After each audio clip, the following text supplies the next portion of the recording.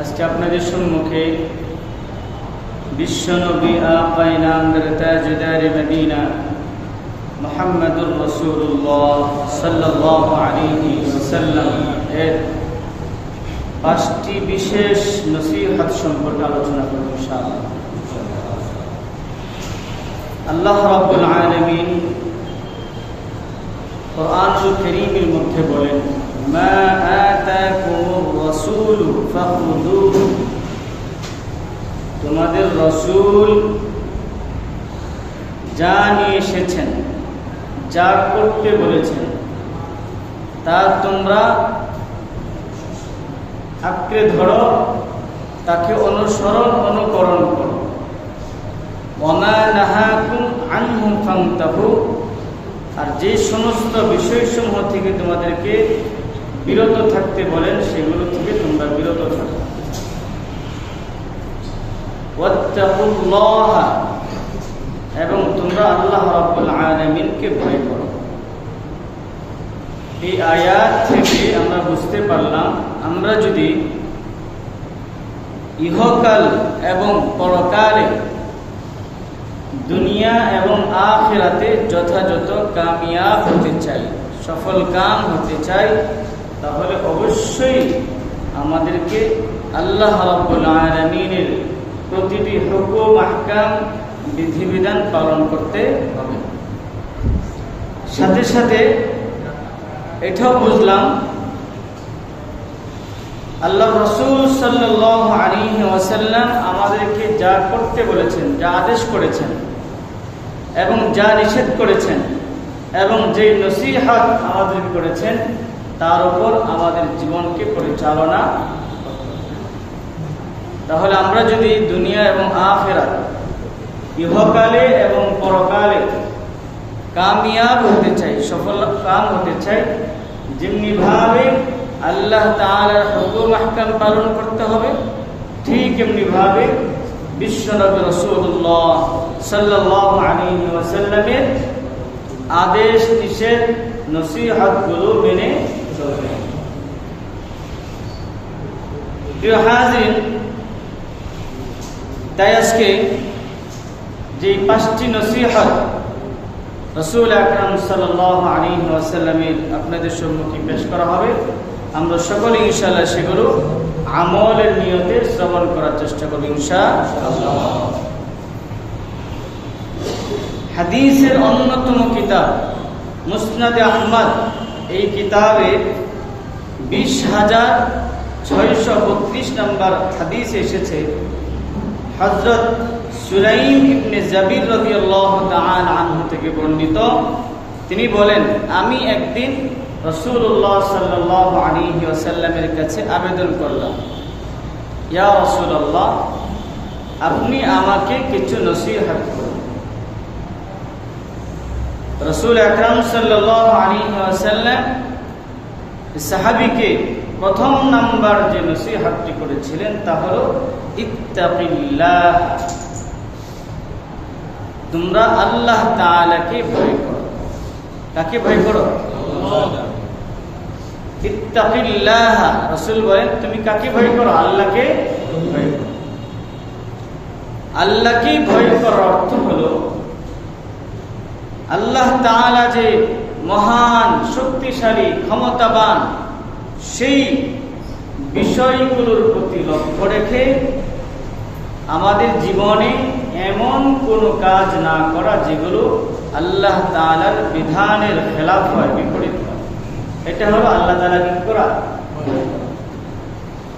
তাহলে আল্লাহ তাআলাকে ভয় করার অর্থ হলো আল্লাহ যে ক্ষমতাবান, শক্তিশালী, মহাপরাক্রমশালী, সবকিছু জানেন, করেন, সবকিছু তার ইশারায় হয়, সেই বিষয়গুলো মাথায় রেখে এমন কোনো কাজ না করা যেগুলো তার কি হয়, খেলাফ হয়, বিরোধী, নাফরমানি হয়। প্রিয় হাজিরিন, আল্লাহকে ভয় করার 3টা স্তর। কয়টা স্তর? 1 নম্বর হলো আল্লাহ তাআলার উপর ঈমান আনা, একাত্মবাদের উপর কি করা, বিশ্বাস, এবং নিজেকে সব ধরনের শিরিক এরপরে আল্লাহর সাথে শরীক হয় এমন সকল কাজ থেকে নিজেকে বিরত রাখা। এটা হলো ইত্তাকি, আল্লাহকে ভয় করার 1 নম্বর স্তর। 2 নম্বর স্তর হলো আল্লাহকে ভয় করে সব ধরনের গুনাহ থেকে নিজেকে বিরত রাখা। আর 3 নম্বর স্তর হলো এমন অনেক কাজ আছে যেগুলোর মধ্যে সন্দেহ আছে, গুনাহ হওয়ার সম্ভাবনা আছে, সেই সন্দেহজনক কাজ থেকে নিজেকে বিরত রাখা। কার ভয়ে? আল্লাহ। তাহলে আল্লাহকে ভয় করার স্তর কয়টি? 3টি। 1 নম্বর হলো আল্লাহর একাত্মবাদের উপর বিশ্বাস করা, সব ধরনের শিরকি কার্যকলাপ থেকে নিজেকে বিরত রাখা। 2 নম্বর হলো আল্লাহকে ভয় করে সব ধরনের গুনাহ থেকে নিজেকে বিরত রাখা।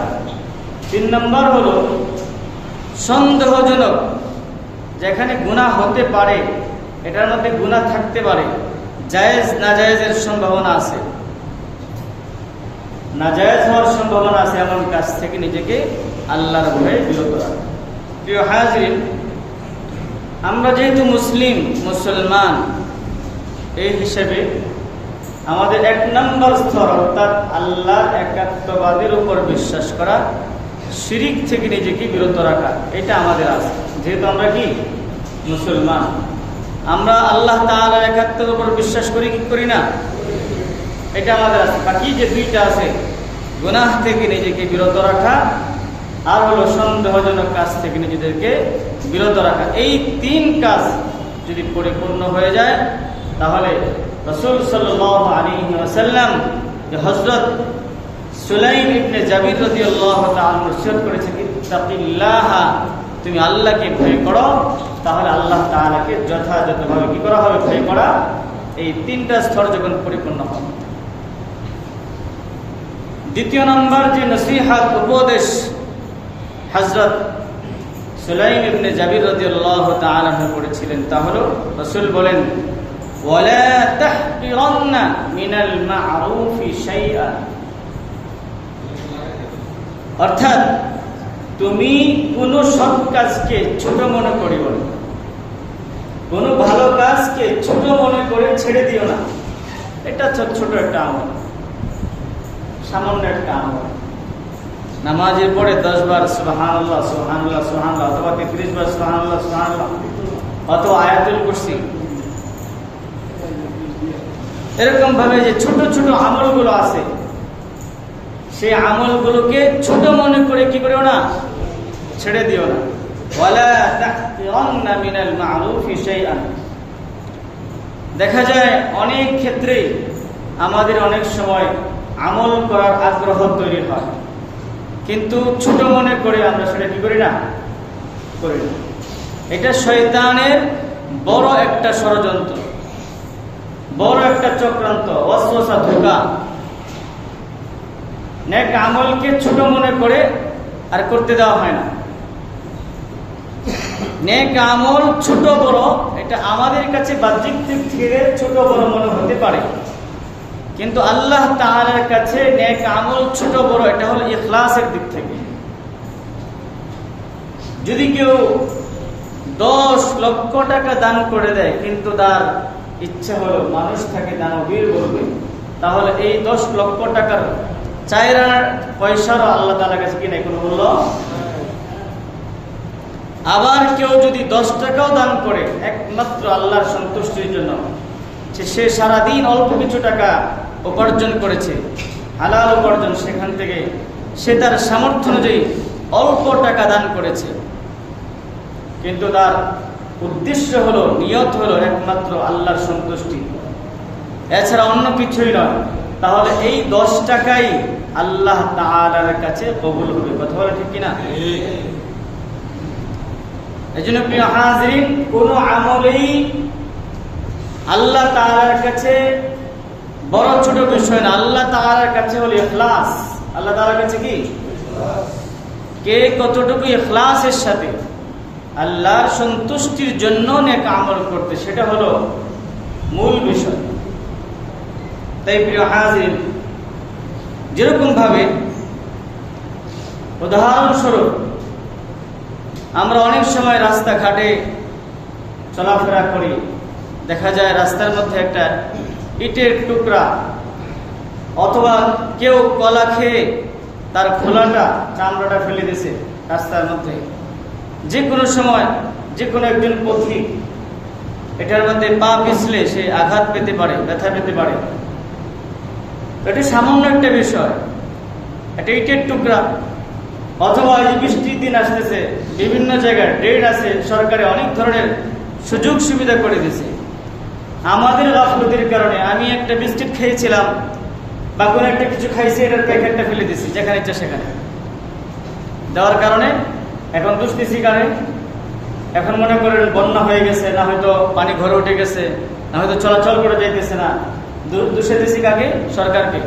সরকার কিছু দেখলো না, খেয়াল করলো না, এটা না সেটা না, অমুকটা না তমুকটা না। অথচ আমি নিজেই যে আরেকজনের কষ্টের কারণ হয়ে গেলাম সেই কথা নিজে একবার নিজেকে দোষারোপ করি না। এই যে রাস্তাঘাটে যে কাগজের টুকরাগুলো বিভিন্ন ধরনের ময়লা আবর্জনা পড়ে থাকে, এটা কি সরকার এসে ফেলে দিয়ে যায় নাকি আমরাই ফেলাই? আজকে সকালেও দেখলেন নতুন রাস্তা হয়েছে, যেখানে পানি যাবে সেখানে কাগজ দিয়ে ভর্তি। তো যেহেতু নামাজ পড়াই মানুষে অনেক সময় অনেক কিছু ভাবে, এই জন্য ফজরের সময় কেউ ছিল না, তাই একটু সরাই দিছে একটু, তখন আর কেউ ছিল না এই কারণে।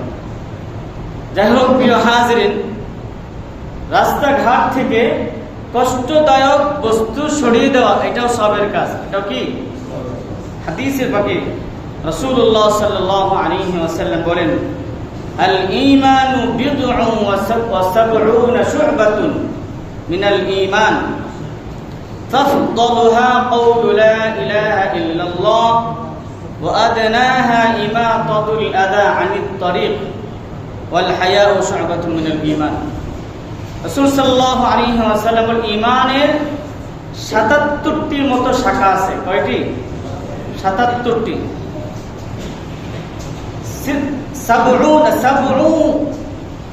আল ঈমানু বিদ'উন ওয়া সাব'উনা,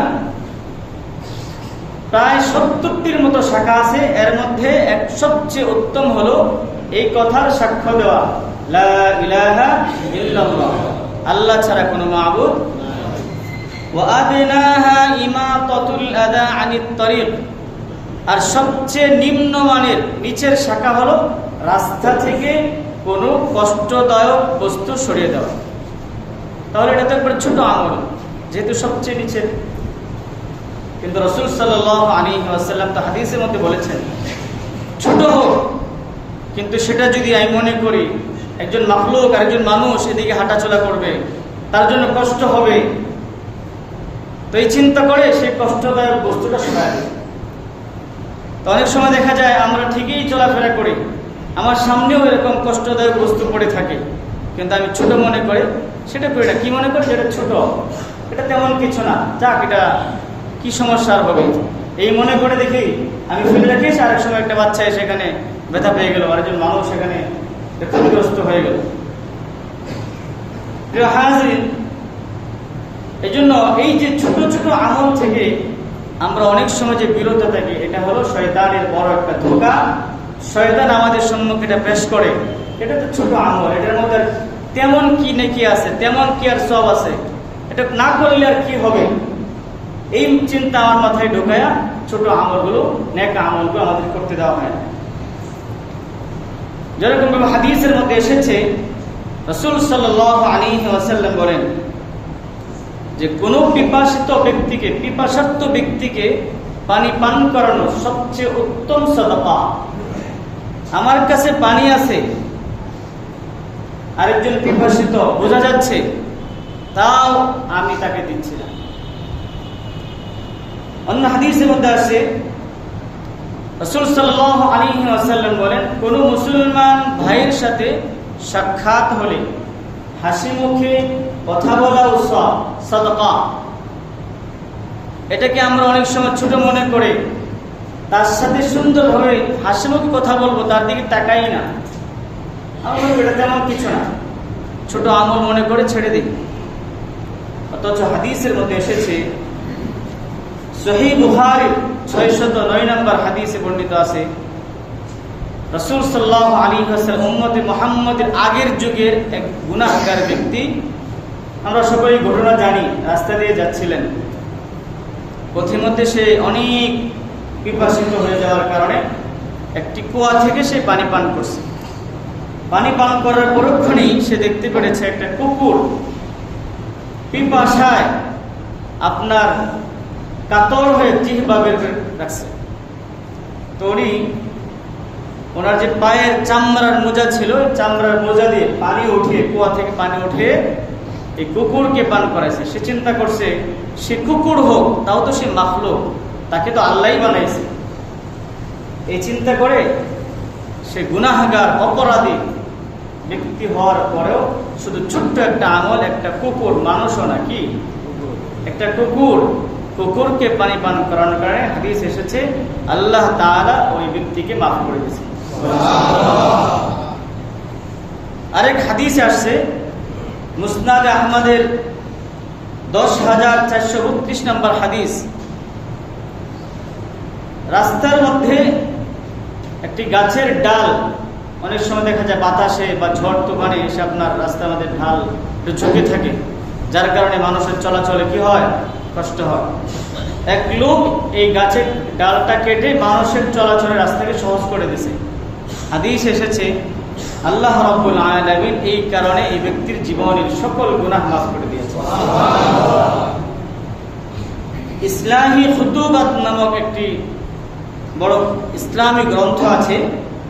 সেই গ্রন্থে একটি ঘটনা এসেছে, একজন বড় মুহাদ্দিস, বড় আলিম, বড় লেখক, উনি কিতাব লিখতেছেন।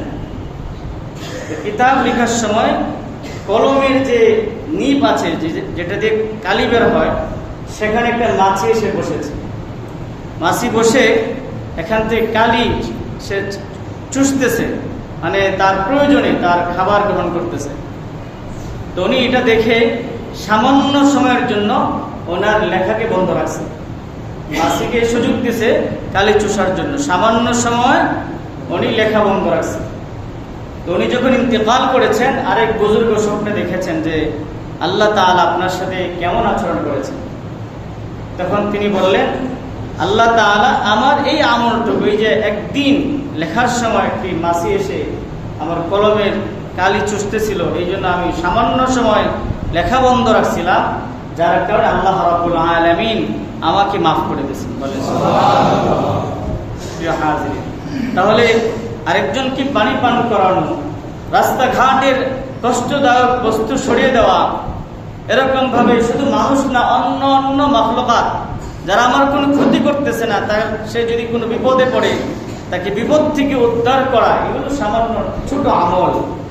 কিন্তু এটা আমার কাছে ছোট হতে পারে, কিন্তু আমি যদি আল্লাহকে সন্তুষ্ট করার জন্য ছোট আমল করি তাহলে সেটা অনেক বড়। বলেন সুবহানাল্লাহ।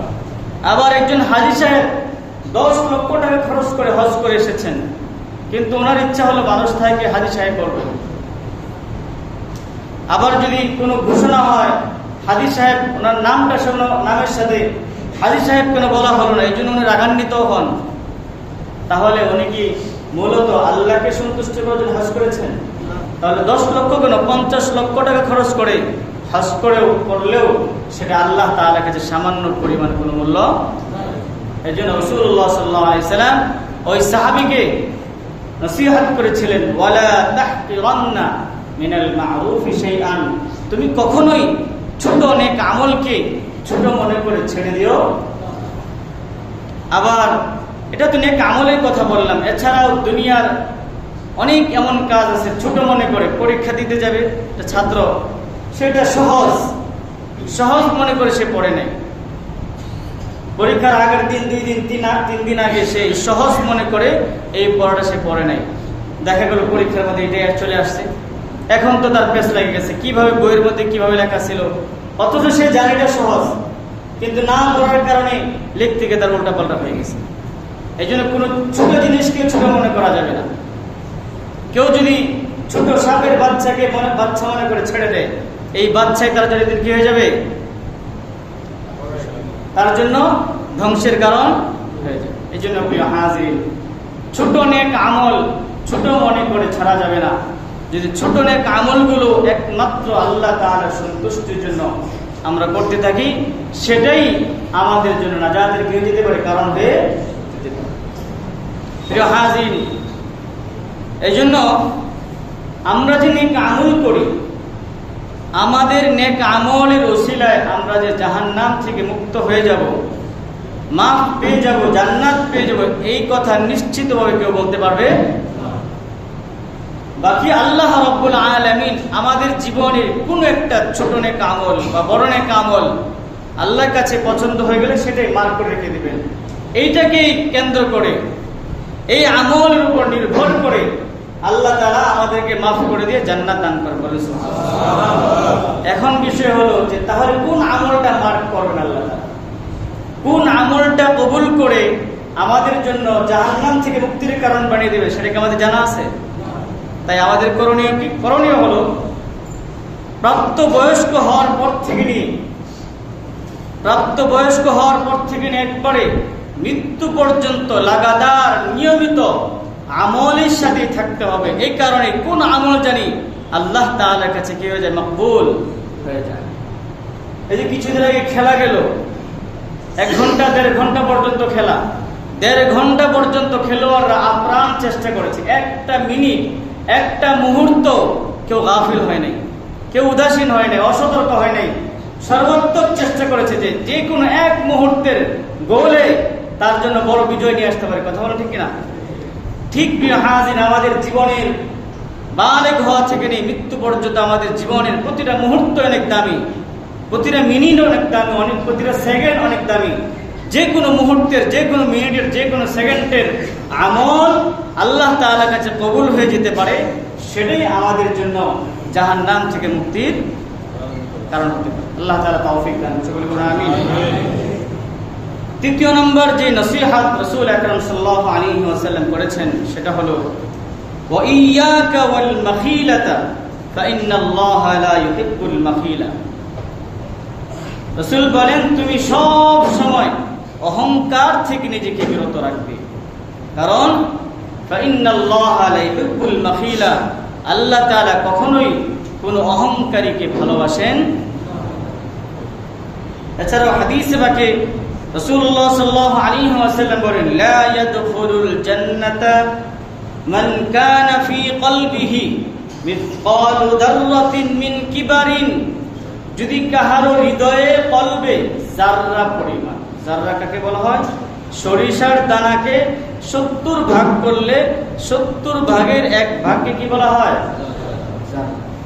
এই যাররা পরিমাণ অহংকার যদি কাহারো হৃদয়ে থাকে, তাহলে রাসূল বলেন লা ইয়াদখুলুল জান্নাতা, সে জান্নাতে প্রবেশ করবে। বলেন, আমাদের মাঝে যে অহংকার ভাব আসে, আমরা যে অনেক সময় অহংকারী হয়ে উঠি, এটা তো আচরণেই প্রকাশ পায়। আমি যে অহংকারী, সেটা কিসের মধ্যে প্রকাশ পায়? আচরণে। এগুলো কেন আসে? হয়তো সৌন্দর্যের কারণে, না হয়তো শক্তির কারণে, না হয়তো ক্ষমতার কারণে, না হয়তো ধন সম্পদের কারণে। বলেন, কার দান? কার দান? তাহলে আল্লাহ দিয়েছেন, তাহলে অহংকার করবেন কে? তাহলে আমি অহংকার করার কি ক্ষমতা রাখি? আমি তো পাইনি।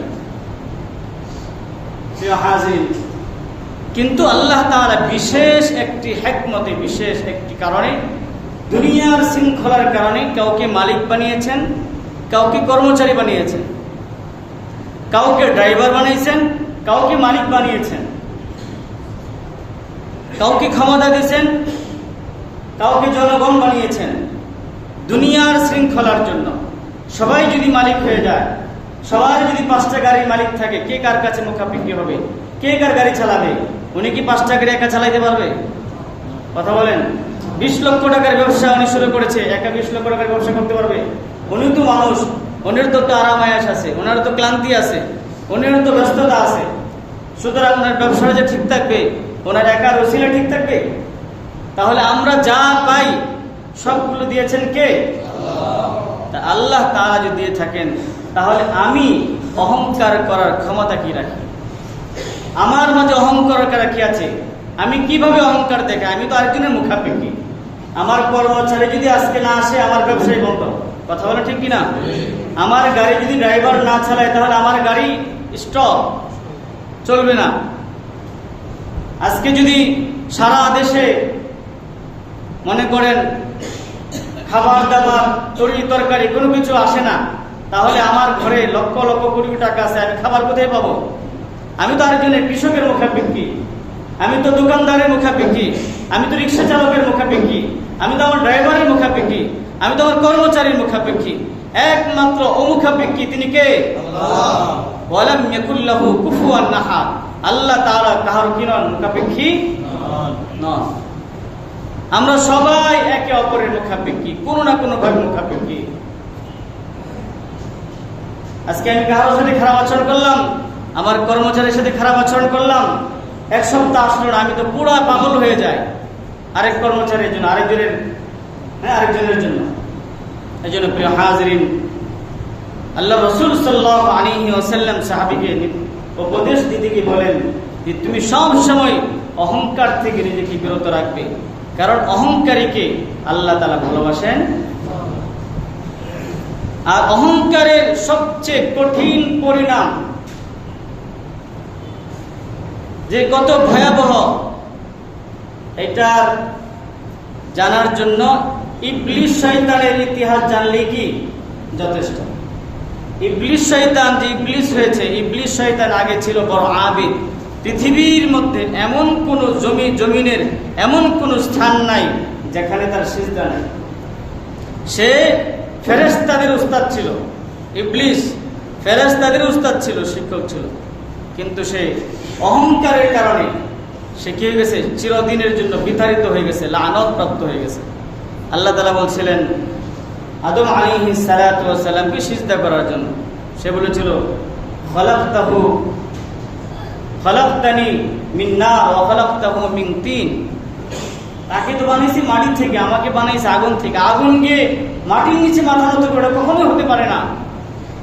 এই জন্য সে অহংকার করেছে আল্লাহর কাছে। আল্লাহ তাআলা শুধু এই সামান্য পরিমাণ এত বড় আবিদ হওয়ার পরেও শুধু একদিন এক মুহূর্ত অহংকার করার কারণে, একটা আদেশ না মানার কারণে সে চিরদিনের জন্য বিতাড়িত হয়ে গেছে, লানত প্রাপ্ত হয়ে গেছে, অভিশপ্ত হয়ে গেছে। এই জন্য প্রিয় হাজরিন, রাসূলের নসিহত হলো অহংকার করা যাবে কোনোভাবে অহংকার করা যাবে। আমরা মনে করি অহংকার করলে আমার ভাব বেড়ে যাবে, আমার ক্ষমতা বেড়ে যাবে, আমার মর্যাদা বেড়ে যাবে। অথচ আমাদের কথা, অথচ রাসূল অন্য কথা বলেন। রাসূল বলেন মান তাওয়াদা লিল্লাহ রাফাআহুল্লাহ, যে আল্লাহর জন্য বিনয়ী হয়, নম্র হয়, ভদ্র হয়, নরম মেজাজের হয়, মানুষের সুন্দর আচরণ করে, আল্লাহ তাআলা তার মর্যাদা বাড়িয়ে দেন। বলেন সুবহানাল্লাহ। আমাদের চিন্তা কি? আর রাসূল কি বলেছেন? আমরা মনে করি ভাব নিলে আমাদের মর্যাদা বাড়বে, আরে আমি তাকে ছোট হয়ে যাবো।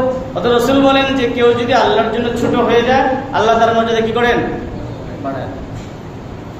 প্রিয় হাজরিন, চতুর্থ নম্বর যে নসিহত এই সাহাবীকে রাসূল করেছিলেন তা হলো ওয়া ইন ইমরুন আইয়ারাকা বিআমরিন ইয়ামালুহু ফিকা ফালা তুআইয়িরুহু বিআমরিন ইয়ামালুহু ফিহি। অর্থাৎ যদি তোমার কেউ নিন্দা করে, তুমি তার নিন্দা করিও না। কেউ যদি আমার সমালোচনা করে, আমাকে নিয়ে বাজে কথা বলে, এখন আমি যদি তার ব্যাপারে বাজে কথা বলা শুরু করে দিই, নিন্দা করা শুরু করে দিই, সমালোচনা করা শুরু করে দিই, তাহলে সমাজে উশৃঙ্খলা, মারামারি, কাটাকাটি, হানাহানি বাড়বে কি বাড়বে না? এই জন্য এই একটা উপদেশ যদি আমরা মানতে পারি, মহামূল্যবান। কেউ যদি তোমার নিন্দা করে, তুমি উল্টা তার নিন্দা করে, এটাও শয়তানের বড় ধোঁকা। শয়তানের বোঝায় কি রে, তোর নিয়ে এত সমালোচনা করলো, এত নিন্দা করলো, তোর নামে এত বাজে কথা বললো, আর তুই একটা কথা বলবি না, তুই একটা কথাও বলবি না। এই কথা চিন্তা করে সেও মনে করেন উল্টা ওর বিরুদ্ধে কথাবার্তা শুরু করে দেয়। তখন দুইজনের মধ্যে ঝগড়া ঝামেলা, সমাজের মধ্যে মারামারি, কাটাকাটি, হানাহানি শুরু হয়। এই জন্য রাসূল সাল্লাল্লাহু আলাইহি ওয়াসাল্লামের নসিহত হলো কেউ যদি তোমার নিন্দাও করে, সমালোচনাও করে, তাহলে তুমি তার নিন্দা করো, তুমি চুপ থাকো। তাহলে দেখা যাবে সমাজের অনেক উশৃঙ্খলা, মারামারি এখানেই শেষ হয়ে যাবে। পঞ্চম নম্বর যে নসিহত রাসূলুল্লাহ সাল্লাল্লাহু আলাইহি ওয়াসাল্লাম করেছিলেন সেটা হলো ওয়ালা তাশতুমান্না আহাদান, তুমি কাউকে গালি দিও না, তুমি কাউকে গালি দিও না। হাদিসের মধ্যে এসেছে এক সাহাবী রাসূলুল্লাহ সাল্লাল্লাহু আলাইহি ওয়াসাল্লামের কাছে এসে বলেন, ইয়া রাসূলুল্লাহ, আমার এক প্রতিবেশী আমাকে সব সময় গালিগালাজ করে, অশালীন কথাবার্তা বলে, কি বাজে কথাবার্তা। কালকে টঙ্গী গেছিলাম একটা দরকারে, গাড়িতে ওঠার সময় এক লোক ফোন দিয়ে বলতেছে আরেকজনের কথা, তার বাপ নাকি 10টা, তার বাপ কয়টা? আচ্ছা, এই কথা যদি কোনো একজন ভালো ভদ্র মানুষকে বলে তাহলে তার মাথা ঠিক থাকবে? আরো কত বাজে কথা আছে, এগুলো তো আর এখানে বলা যাবে না। অশালীন কথাবার্তা, অশালীন ভাবে গালিগালাজ করে, যেগুলো সাধারণত বলা যায় না। এগুলো বললে যারা একটু ভালো মনের মানুষ, যাদের আত্মসম্মান আছে, সে গরিব হোক, সে নিম্ন শ্রেণীর মানুষ হোক, সে আয় ইনকাম কম করুক, কিন্তু যাদের আত্মমর্যাদা আছে, আত্মসম্মান আছে, তাকে গালি দিলে বা তার মা বাবাকে নিয়ে ওঠায় গালি দিলে তার কেউ হুঁশ থাকে না। ঠিক আছে? এই জন্য ওই সাহাবী এসে রাসূলকে বলছে, ইয়া রাসূলুল্লাহ, আমার এক প্রতিবেশী আমাকে গালিগালাজ করে, অশালীন কথাবার্তা বলে, এখন আমিও কি উল্টা তাকে গালি দিব? রাসূল সাল্লাল্লাহু আলাইহি ওয়াসাল্লাম বলেন যে গালি দেয় এবং তার উত্তরে যে গালি দেয় উভয়ই শয়তান। ওই কি? কারণ সে একে অপরকে অসম্মানী করতেছে। গালিগালাজ করা মানে কি? বলেন, গালিগালাজ করা মানে কি? অসম্মানী করা। সে অসম্মানী করতেছে, সে মিথ্যা কথা বলতেছে। সে যদি বলি এমন কথা বলে, মা বাবার উপর নিয়ে কথা বলে, যেটা আসলে বাস্তব না, এটা তো মিথ্যা গালি দেওয়া। রাসূল সাল্লাল্লাহু আলাইহি ওয়াসাল্লাম বলেছেন যে উভয়ই, একজন তোমার গালি দিল, উল্টা তুমিও গালি দিলা, তাহলে উভয়ই শয়তান। সে গালি দিছে বিধায় তোমার গালি দিয়ে তুমি চুপ থাকো। আরেক হাদিস এসেছে, একদিন হযরত আবু বকর সিদ্দিক রাদিয়াল্লাহু তাআলা আনহুকে এক ব্যক্তি গালিগালাজ করতেছে, এক পর্যায়ে মানে তার মাত্রা বাড়িয়ে দিছে, সীমা অতিক্রম করে ফেলেছে, যার কারণে আবু বকর সিদ্দিক রাদিয়াল্লাহু তাআলা আনহু উল্টা কিছু বলা শুরু করলেন। এই মজলিসে আবার রাসূল সাল্লাল্লাহু আলাইহি ওয়াসাল্লাম ছিলেন। যখন হযরত আবু বকর সিদ্দিক রাদিয়াল্লাহু তাআলা আনহু ওই ব্যক্তির প্রতি উত্তরে 2-3টা কথা বললেন, রাসূল উঠে চলে গেলেন। তো পরে একবার রাসূল বললেন যে তুমি যতক্ষণ পর্যন্ত চুপ ছিলে, তোমাকে আরেকজনে গালিগালাজ করতেছিল, তুমি যতক্ষণ চুপ ছিলে ততক্ষণ পর্যন্ত একজন ফেরেশতা আল্লাহ তাআলা নিযুক্ত করেছিলেন। ওই ফেরেশতা তার প্রতি উত্তরে বলতেছিলেন, তুমি যে গালিগালাজ করতে, এইগুলো সবগুলো তুমি উপযুক্ত। যেগুলো গালি তুমি দিতেছো আমাকে বা ওই আবু বকরকে, এই সবগুলো তুমি উপযুক্ত। আর তুমি যখন, রাসূল বলে, তুমি যখন 2-3 কথা বলে ফেললে, তখন এই ফেরেশতা চলে গেছে, এরপরে শয়তান চলে আসছে। এই জন্য প্রিয় হাজরিন, গালি দেওয়া যাবে না, এবং কেউ যদি গালি দেয় তার প্রতি উত্তরেও কি দেওয়া যাবে না, প্রতি উত্তরে গালি দেওয়া যাবে। রাসূল বলেন, সিবাবুল মুমিনি ফুসুকুন, কোন মুসলমানকে, কোন মুমিনকে গালি দেওয়া এটাও গুনাহের কাজ, এটা অন্যায় কাজ। মানুষের চলতে ফিরতে অনেক সময় রাগারাগি, কথা কাটাকাটি হতে পারে, এই জন্য গালিগালাজ করা যাবে। হ্যাঁ, দুজনের মাঝে কোনো সময় মনোমালিন্য হতে পারে, কিছুক্ষণ পরে তারা মাফ চেয়ে নেবে, সমাধান করে নেবে, কিন্তু তারা গালিগালাজ করবে না। মুমিন কখনো আরেক মুমিনকে গালি দিতে পারে। রাসূল সাল্লাল্লাহু আলাইহি সাল্লাম এই 5টি নসিহত ওই সাহাবীকে করেছিলেন। 1 নাম্বার হলো যে তুমি ইত্তাকিল্লাহ, আল্লাহকে সবসময় ভয় করে চলবে। 2 নাম্বার হলো তুমি সবসময় ছোট কোনো আমলকে ছোট মনে করে ছেড়ে দিবে না। 3 নাম্বার হলো কখনো অহংকার করবে না। 4র্থ নাম্বার হলো কেউ যদি তোমার নিন্দা করে, তুমি তার নিন্দা শুরু করে দিও না। আর 5ম নাম্বার হলো কখনোই কাউকে গালি দেওয়া যাবে না। আল্লাহ রাব্বুল আলামিন আমাদের সকলকে এই নসিহতগুলো যথাযথভাবে পালন করবার তৌফিক দান করুন। সকলে বলুন আমিন।